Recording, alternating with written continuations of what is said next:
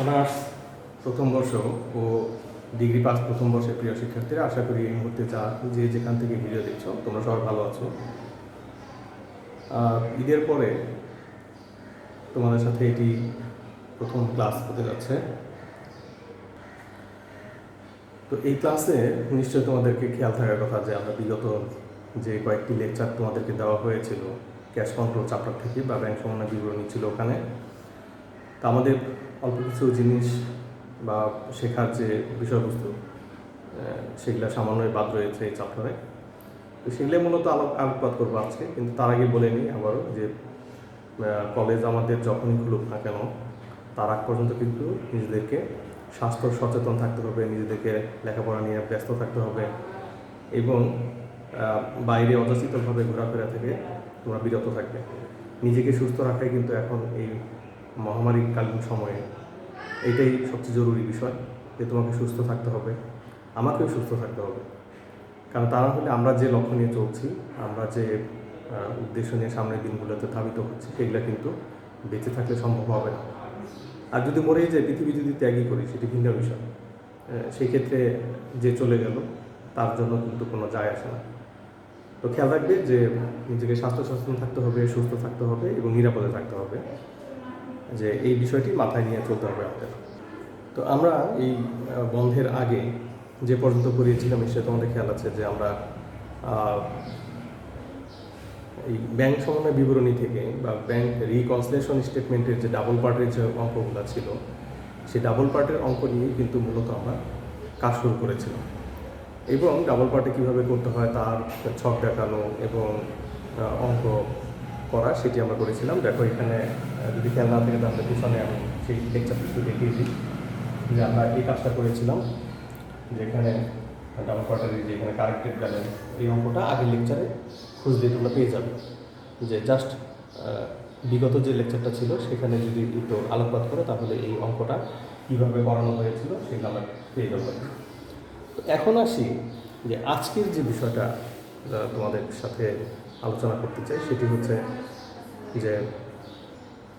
হচ্ছে যে আমাদের কখনো কখনো এই আমরা যখন ব্যাংক সমন্বয় বিবরণী প্রস্তুত করি, স্পেশালি ডাবল পার্টে, তখন কিন্তু আমাদের আরেকটি বিষয়বস্তু আমাদেরকে করতে হয়, সেটা হচ্ছে অনেক সময় জাবেদা কিন্তু প্রস্তুত করতে হয় আমাদের। তো জাবেদাগুলো কীভাবে প্রস্তুত করবো? সবগুলা লেনদেনেরই কি জাবেদা হবে? এইটা একটা বিষয়। যে প্রথম কথা হচ্ছে যে সবগুলা লেনদেন, অর্থাৎ একটা অঙ্ক যদি আমরা করি সেখানে ডাবল পার্টি বা কারেক্টেড ব্যালেন্সে যতগুলা লেনদেন থাকে সবগুলা লেনদেনের কিন্তু এই আমাদেরকে জাবেদা করতে হবে। তাহলে এখন জানা দরকার যে আমরা কোন লেনদেনগুলোর জাবেদা করব। তো এখানে একটি বিষয়বস্তু বলে রাখি যে সমস্ত দফাগুলো নগদানের পাশে, অর্থাৎ আমরা যখন ব্যালেন্স অ্যাজ পার বুক অনুযায়ী যে পাঁচটায় আমাদের লেনদেনগুলো যোগ বা বিয়োগ হয়, সেই লেনদেনগুলোকে নিয়ে শুধুমাত্র জাবেদা প্রস্তুত করতে হয়। আমি আবারও বলছি যে যখন ডাবল পার্টের অঙ্ক আমরা করি, ডাবল পার্টের বেলায় যে পাশে ব্যালেন্স অ্যাজ পার ক্যাশ বুকের বা ব্যালেন্স অ্যাজ পার বুক আমরা যেটাকে বলি, এই ক্যাশ বুক বা বুক বা অ্যাকাউন্টসের বুক যেটা থাকে না কেন, এই পাশের যে লেনদেনগুলো অন্তর্ভুক্ত করতে হয়, অর্থাৎ যোগ হোক বা বিয়োগ হোক, সেই লেনদেনগুলোর জন্য শুধুমাত্র আমাদের এই সাধারণ জাবেদা প্রস্তুত করতে হয়। তোমার প্রশ্নের মধ্যে কিন্তু চাবে যে তুমি জাবেদা প্রস্তুত করো। তুমি কীভাবে বুঝবে যে জাবেদা প্রস্তুত করতে হবে? সেটা হলো যে তোমার প্রশ্নে বলা থাকবে যে প্রথমে একটা ব্যাংক রিকনসিলিয়েশন স্টেটমেন্ট করো এবং এরপরেই বলা থাকবে যে make the necessary journal entries. তো সেই এন্ট্রিগুলো তোমাকে প্রস্তুত করতে হবে। তো এই যে জাবেদা প্রস্তুতের ক্ষেত্রে কোন লেনদেনগুলো জাবেদা করতে হবে সেই সংক্রান্ত কিন্তু একটু আগে বলেছি যে দফাগুলো আমাদের ক্যাশ বুকের পাশে যোগ বা বিয়োগ হয়েছে, শুধুমাত্র সেই লেনদেনগুলোর জন্যই আমাদেরকে এই বইটা প্রস্তুত করতে হবে, অর্থাৎ জাবেদা প্রস্তুত করতে হবে, যে প্রাথমিক হিসাবে প্রাথমিক বই জাবেদাগুলো দেওয়া লাগবে। তো জাবেদা দেওয়ার ক্ষেত্রে আমরা কীভাবে দেব, তো সেটাই এখন আলোকপাত করতে যাচ্ছি যে জাবেদার ক্ষেত্রে আমরা কীভাবে করব। তো প্রথমে আসি যে আমরা যে বিগত যে লেকচারটা দিয়েছিলাম, যে অঙ্কটা করেছিলাম, যদি সেইটাকেই যদি আমরা একটু দেখি তাহলে এখান থেকে বোঝানোটা সহজ হবে। এইখানে ছিল ব্যালেন্স পার বুক, ব্যালেন্স পার বুক, পার ব্যাংকটা হচ্ছে পাসবুক, আর এই পাশে ছিল ব্যালেন্স পার বুক। এই যে পার বুক যেটা, এটাই হচ্ছে ক্যাশ বুক। এই ক্যাশ বুকের পাশে যে সমস্ত দফাগুলো যোগ বা বিয়োগ হয়েছে, যেমন এখানে দেখছি যে একটি যোগ হয়েছে, একটি বিয়োগ হয়েছে, দুইটি বিয়োগ হয়েছে। এখানে একটা ছিল যে ইস্যুড চেক,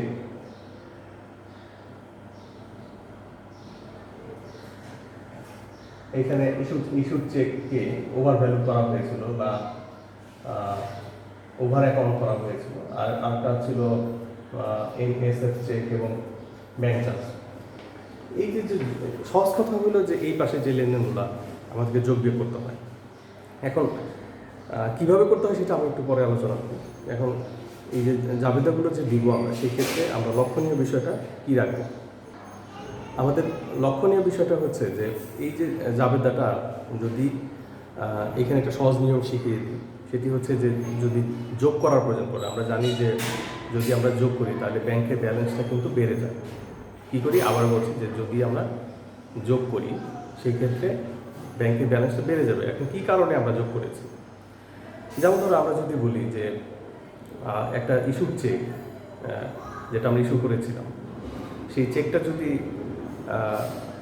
আমরা আমাদের হিসাবের খাতায় যদি বেশি লিখে রাখি, ধরো ভুল করে বেশি লিখে রেখেছি, যে ওভার কাস্ট যদি আমরা করি, তো যেটা একটু আগে দেখাইছি যে এই অঙ্কের মধ্যে ছিল ওভার কাস্ট, অর্থাৎ গত লেকচারটা যদি তুমি এটার সাথে সম্পৃক্ত করো তাহলে ডিটেলস পুরা ওখানে যে লেনদেনগুলো কী কী ছিল সবগুলো পেয়ে যাবে। এখন শুধু আমি বোঝানোর জন্য কিন্তু করছি।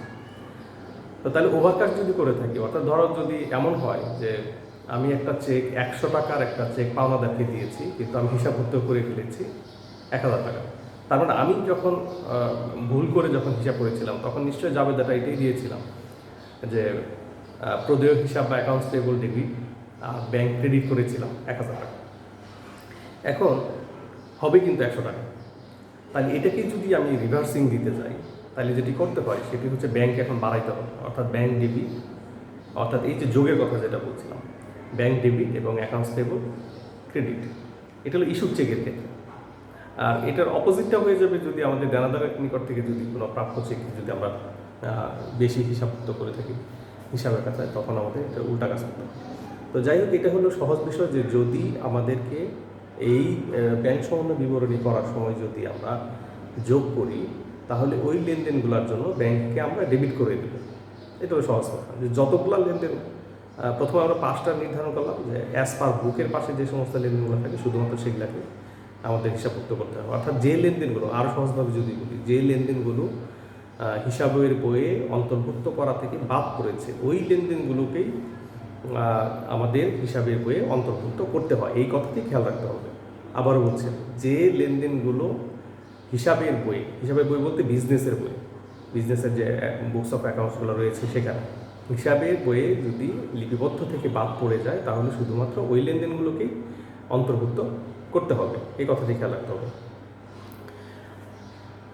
এখন আমরা এটা আরেকটা সহজ কথা বলে দিলাম, যদি আমরা এখানে পজিটিভ ব্যালেন্স নিয়ে শুরু করি এবং যদি আমরা যোগ করি যে সমস্ত লেনদেনগুলো, সেগুলোর জন্য ব্যাংকে ডেবিট করবো এবং সংশ্লিষ্ট দফাকে ক্রেডিট করবো। আর বিয়োগের বেলায় হচ্ছে ব্যাংকে আমরা ক্রেডিট করব এবং সংশ্লিষ্ট দফাগুলোকে ডেবিট করব। যেমন ব্যাংক চার্জ, একটু আগে আমরা আবার যদি তোমাদেরকে দেখাই, দেখো এখানে এই যে ব্যাংক চার্জ এবং এনএসএফ চেক।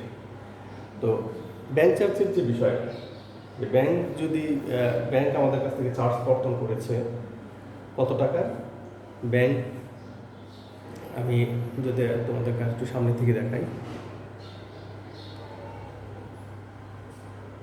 দেখো, আশা করি দেখা যাচ্ছে যে এখানে, তো ব্যাংক চার্জ এবং এনএসএফ চেক, এই যে ব্যাংক চার্জ যখন কর্তন করে আমরা জানি তার মানে ব্যাংকে টাকা কমে যায়। তাহলে ব্যাংকে টাকা যদি হ্রাস পায়, তাহলে আমরা যে কাজটা করবো সেটা হলো ব্যাংকে ক্রেডিট করে দেবো। তাহলে ডেবিট কাকে করবো? তাহলে ব্যাংক চার্জ এক্সপেন্স ডেবিট এবং ব্যাংক ক্রেডিট, এই কাজটাই করে দেবো। এই বিষয়টা খেয়াল রাখতে হবে। আমি এই 3টা লেনদেনকে, অর্থাৎ এই পাশে যে তিনটি লেনদেন রয়েছে, সেই তিনটা লেনদেনকেই কিন্তু আমি ফোকাস করার চেষ্টা করতেছি। তিনটা লেনদেনকে যদি আজকে তোমাদেরকে আমি শেখাতে চাই, তাহলে কিভাবে শেখাবো? প্রথম কথা হচ্ছে যে তুমি জাবেদার ঘর আঁকবে, জাবেদার ঘরটা যেভাবে আমরা আঁকি সেইভাবেই তুমি অঙ্কন করবে। এরপরে আমি এই তিনটা লেনদেনকে যদি দেখানোর চেষ্টা করি, প্রথম লেনদেনটা ধরো, এখানে একটি বিষয় তোমরা খেয়াল রাখবে যে প্রশ্নের যে সিকোয়েন্সটা থাকে, অর্থাৎ প্রশ্নের যে ক্রমটা থাকে লেনদেনগুলো, সেই লেনদেনের ক্রম অনুযায়ী করার চেষ্টা করবে। এইটা হচ্ছে বিষয় আর কি, যে লেনদেনগুলোকে তার যেভাবে সিরিয়ালগুলো আছে, ধরো আমি এখানে হয়তো সিরিয়ালটা দেখাচ্ছি না, ওখানে দেখবা যে যখন তোমাদের প্রশ্ন থাকে তখন 1 2 3 বা রোমান অক্ষর 1 2 3 4 এইভাবে থাকে, সেই অনুযায়ী করার চেষ্টা করবে। তো ঠিক আছে, যদি আমি জাবেদার ঘর আঁকলাম না, আমি শুধুমাত্র লেনদেনগুলো দেখে। তো প্রথমটা ছিল কি? প্রথমটা ছিল আমাদের আমাদেরকে আমরা যে চেক ইস্যু করেছিলাম সেটা ওভার কাস্ট হয়েছে 270 টাকার জন্য। তাহলে আমরা বলেছিলাম, ধরো এটা 1 নম্বর যদি বলি, আমরা যেহেতু যোগ করেছি এই জন্য ব্যাংকে ডেবিট করবো। তাহলে ব্যাংক ডেবিট 270 টাকা এবং অ্যাকাউন্টস পেয়েবল। এটা যেটা ঘটেছিল সেটা হলো ইস্যু চেক ওভার কাস্ট করা হয়েছিল। তো আমরা আগে বলেছি যে ব্যাংকে এখানে যোগ করতেছি আমরা, যে যেহেতু পূর্বে তুমি বেশি যোগ করেছি, মানে ওভারকাস্ট করছিল, হবে 100 টাকা, তুমি ওই তখন লিখে ফেলেছ মনে করো 1000 টাকা, তাহলে 900 টাকা কিন্তু তখন বিয়োগ করা হয়েছিল বেশি। এখন সেটাকে উল্টা কাজ করতে হচ্ছে। তাহলে অ্যাকাউন্টস পেয়েবল আমি সংক্ষেপে লিখলাম ক্রেডিট 270। তাহলে এটার ব্যাখ্যাটা কী দিবে? এটার ব্যাখ্যা দিবে যে ওভারকাস্ট ইস্যুড চেক ওভারকাস্ট রেকর্ডে। এখানে রেকটিফাইড শব্দটা মনে হয় দেওয়া প্রযোজ্য না, যে এখানে ভুল সংশোধন যেহেতু আমরা করতেছি না, জাস্ট রেকর্ড করতেছি। এটাকে এই বিষয়টা একটু খেয়াল রাখবে যে এটা রেকটিফিকেশন না, ভুল সংশোধন না। হ্যাঁ, তো এই ব্যাখ্যা দেওয়ার সময় শুধুমাত্র এইটুকু দিল রেকর্ডে। 2 নম্বর হচ্ছে যে এনএসএফ চেক। এনএসএফ চেকের আমরা মিনিংটা বলেছিলাম নট সাফিসিয়েন্ট ফান্ড। তো নট সাফিসিয়েন্ট ফান্ড হচ্ছে যে দেনাদারের নিকট থেকে প্রাপ্ত চেক যখন আমরা ব্যাংকে জমা দিয়েছি, তো ব্যাংকে জমা দেওয়ার পরে সেই চেকটা প্রত্যাখ্যাত হয়ে ফেরত আসছে। কেন? আমি যার কাছে টাকা পাই তার অ্যাকাউন্টে যথাযথভাবে অর্থ নাই, তার অ্যাকাউন্টে পর্যাপ্ত পরিমাণ অর্থ না থাকার কারণে যদি চেকটা ফেরত আসে, বা আমরা অনেক সময় ব্যাংকের ভাষায় বলি বাউন্স হওয়া, এই বাউন্স হয় বা ফেরত যদি আসে বা প্রত্যাখ্যাত হয়, বাংলায় যদি বলি প্রত্যাখ্যাত হয়ে যদি ফেরত আসে, অর্থাৎ দেনাদারের অ্যাকাউন্টে পর্যাপ্ত টাকা না থাকার ফলে যদি ফেরত আসে, তখন সেটাকে আমরা বলি নট সাফিসিয়েন্ট ফান্ড বা এনএসএফ চেক। এনএসএফ চেকের একটা সমাধান তোমাদের বলে দিয়েছিলাম অঙ্ক করার ক্ষেত্রে। তুমি পজিটিভ ব্যালেন্স নিয়ে শুরু করলে সর্বদাই এটা ক্যাশবুকের পাশ থেকে বিয়োগ হবে। কিন্তু তাহলে এটা জাবেদাটা কি? তার মানে বিয়োগ হবে মানে ব্যাংক থেকে টাকা কমে যাওয়া। তাহলে তুমি যখন চেকটা পেয়েছিলে, দেনাদারের নিকট থেকে যখন চেক পেয়েছিলে, তখন কি জাবেদা দিয়েছ সেটা একটু খেয়াল করো। তো দেনাদারের নিকট থেকে চেক পেয়ে যদি আমরা জমা দিই, আবার বলছি যে দেনাদারের নিকট থেকে চেক পেয়ে যদি আমি ব্যাংকে যদি জমা দিই বা চেকটা যখন গ্রহণ করি, তখন আমরা জানি যে চেক পেলে আমরা জাবেদা দিই হচ্ছে ব্যাংক ডেবিট এবং আমাদের অ্যাকাউন্ট রিসিভেবল ক্রেডিট। তাহলে এখন যেহেতু এটা ফেরত আসলো, তাহলে এই জাবেদাটাকে সম্পূর্ণ বিপরীত করে দিতে হবে। এই কথাটা তোমাদেরকে একটু খেয়াল রাখতে হবে। তাহলে আমরা জাবেদা এখন দিচ্ছি, আমরা একটু আগে বলেছি যে বিয়োগ করলে ব্যাংকে ক্রেডিট করে দেবে, তাহলে অ্যাকাউন্টস রিসিভেবলকে আবার আমরা ডেবিট করে দেবো। তাহলে এখানে কত টাকা ছিল? 2300, আর ব্যাংকের আমরা ক্রেডিট করে দেবো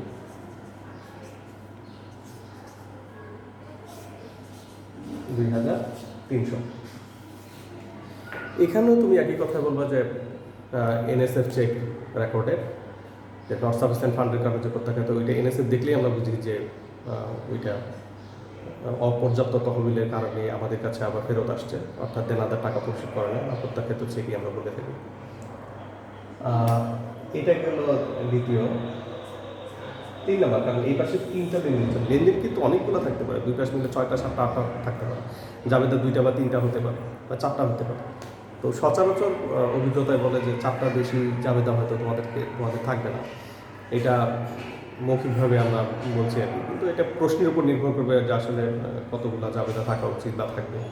সেটা যখন বিশ্ববিদ্যালয় ভিত্তিক প্রশ্ন আসবে, সেই প্রশ্নের ধরন অনুযায়ী কিন্তু বা আবারও বলতেছি প্রকৃতি অনুযায়ী কিন্তু তোমাকে সেটা সমাধান করতে হবে। লাস্ট ওয়ান, যে আমাদের ইন্টারেস্ট চার্জ ছিল। তো ইন্টারেস্ট যদি চার্জ করে, আমরা আবারও বলছি যে ইন্টারেস্ট চার্জ করলে পরে কী হয়। তো ইন্টারেস্ট চার্জ করলে পরে আমরা জানি যে ব্যাংক থেকে স্বয়ংক্রিয়ভাবে সেই সুদটা কেটে নেয়, এবং ইন্টারেস্টটা হচ্ছে এক জাতীয় খরচ বিজনেসের। তো খরচটাকেই যদি আমরা রেকর্ড দিই, যে সেই ক্ষেত্রে আমরা জানি যে ইন্টারেস্ট এক্সপেন্সটাকে আমরা ডেবিট করে দিই, যে ইন্টারেস্ট এক্সপেন্স ডেবিট, এবং ব্যাংক থেকে যেহেতু টাকাটা কেটে নেয় এবং নগদ টাকা এখানে পরিশোধ করতে হয় না, এই কারণে আমরা এটাকে লিখি ইন্টারেস্ট এক্সপেন্স ডেবিট এবং ব্যাংক ক্রেডিট।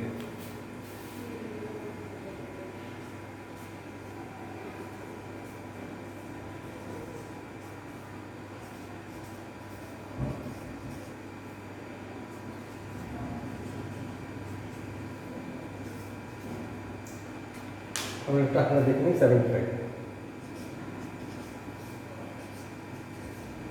75 টাকা।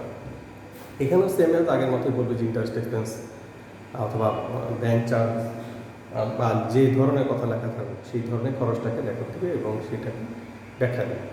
আবার বলছি যে ব্যাখ্যা ছাড়া কিন্তু তোমরা এই মার্কস কিন্তু সেই ক্ষেত্রে কম আসতে পারে, এবং আমার মতো এরকম সংক্ষেপে লিখবে না, যে অ্যাকাউন্টস পিপল অ্যাকাউন্টস সংক্ষেপে লিখছি, এগুলো বিস্তারিত লিখবে, বানান করে লিখবে, এই কথাটাই বলা। ইনস্ট্রাকশনগুলো সবসময় খেয়াল করবে যে আমরা যখন লেকচার দিই, যে কয় মিনিটের লেকচারটাই থাক না কেন, কারণ এখানে প্রাসঙ্গিকভাবেই তোমাদেরকে যেহেতু 2 ওয়ে কমিউনিকেশন থাকে না, যে একটা ক্লাসে আমরা যেভাবে লেকচার দিই 40 মিনিট ধরে, এই একই পড়া কিন্তু এই 3টা জাবেদায় কিন্তু দেখবে যে 40 মিনিটের ক্লাসে আমরা নিচ্ছি। কেন? তখন ক্লাসে রোল কল থাকে, তোমাদের সাথে কিছু কথাবার্তা থাকে, তো মাঝখানে দেখবা যে অনেক সময় তোমাদেরকে প্রশ্ন করি এটা বুঝেছো কি না, আবার একটা তোমাদেরকে জিজ্ঞেস করি। কিন্তু এই 1 ওয়ে কমিউনিকেশনে একটা বড় সমস্যা হচ্ছে যে আমি লেকচার দিয়ে যাচ্ছি, তুমি বুঝতে পারলা কিনা সেটা কিন্তু আমি জানতে পারি না। যদি তুমি কমেন্টসে যদি কিছু লেখো, মন্তব্যের ঘরে যদি কিছু লেখো, তখন আমি জানতে পারি। ওভার দ্য কলে যদি আমার কিছু জানাও, তখন আমি জানতে পারি যে হ্যাঁ তোমাদের সমস্যা হয়েছে। তো যাই হোক, এই ছিল আমাদের মানে আগের অঙ্কটা ধরে এখানে যে জাবেদাগুলো তোমাদেরকে দেখালাম, এই সংক্ষিপ্তভাবেই লেকচারটা দেখবে। তো পরবর্তী লেকচারদের আগ পর্যন্ত তোমরা সবাই ভালো থাকবে, সুস্থ থাকবে, আশাবাদ ব্যক্ত করে তোমাদের কাছে আজকের মতো বিদায় নিচ্ছি। আল্লাহ হাফেজ।